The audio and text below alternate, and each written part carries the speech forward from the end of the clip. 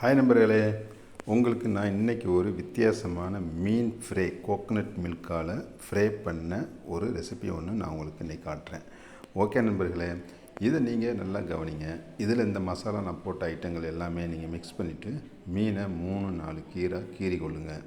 3-4 நாளாக கீறிட்டு அதில் என்ன பண்ணணும் அப்படின்னு சொன்னால், அந்த நம்ம மசாலா பரட்டி வச்சோம் இல்லையா, அந்த மசாலாவை நல்லா தேய்ச்சி அதோடைய உள்பக்கம் வெளிப்பக்கம் எல்லா பக்கமே நல்லா உள்ளே ஏறுற மாதிரி கொஞ்சம் நேரம் தேய்ச்சி அதை கொஞ்சம் வச்சுக்கிறோங்க.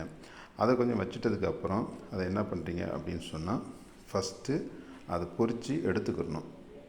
அதை எண்ணெயில் போட்டு நீங்கள் பொரித்து அதை எடுத்து அதை தனியாக நீங்கள் வச்சிட்டீங்க அப்படின்னு சொன்னால், அதுக்கப்புறம் என்ன பண்ணணும் அப்படின்னு சொன்னால், அதுக்கு தேவையான வெங்காயம், தக்காளி இது போன்ற ஒரு வெஜிடபிள் அதோட வெட்டி வச்சுக்கிறணும். வெஜிடபிள் அப்படி மீன்ஸ் இந்த வெங்காயம், தக்காளி இது ரெண்டு தான். இது ரெண்டையும் நீங்கள் வெட்டி வச்சுக்கிட்டீங்க அப்படின்னு சொன்னால், அதை நீங்கள் இதில் எண்ணெயில் போட்டு அதை கொஞ்சம் பெரட்டி விட்டு அதை நீங்கள் நல்லா கொஞ்சம் வதங்கினதுக்கு அப்புறம் அதை தனியாக அதை எடுத்து வச்சுக்கிடுங்க.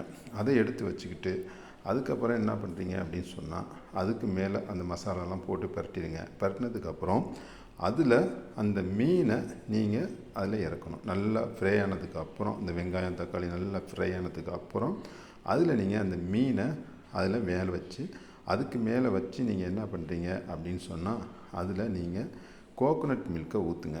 கோகோனட் மில்கை ஊற்றி அதுக்கு மேலே நல்லா கொஞ்சம் கிளறி விட்டு அதுக்கப்புறம் அந்த மீனை அதில் இறக்குங்க. அதில் மீனை இறக்கி அந்த இருக்கக்கூடிய அந்த கோகோனட் மில்க் மசாலாவை எடுத்து அது மேலே ஆட் பண்ணுங்கள். அந்த மீனை 2 சைடும் பரட்டி விடுங்க. ஓகே நண்பர்களே, இதே போல் செஞ்சு பாருங்கள். கண்டிப்பாக ஒரு நல்ல டேஸ்ட்டு கிடைக்கும். இதை லைக் பண்ணுங்கள், ஷேர் பண்ணுங்கள், சப்ஸ்கிரைப் பண்ணுங்கள்.